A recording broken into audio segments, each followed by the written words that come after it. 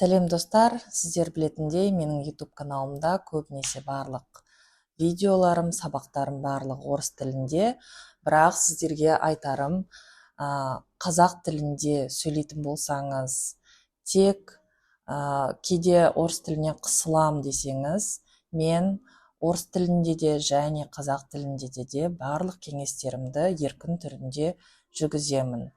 Ұялмай хабарласуларыңызға болады. Негізі бухгалтерия саласы тек орыс тілде болғанмен, сирек жағдайларда қазақ тілі де керек болып жатады. Қазақстан аумағында барлығымыз қазақша сөйлеуге тырысамыз.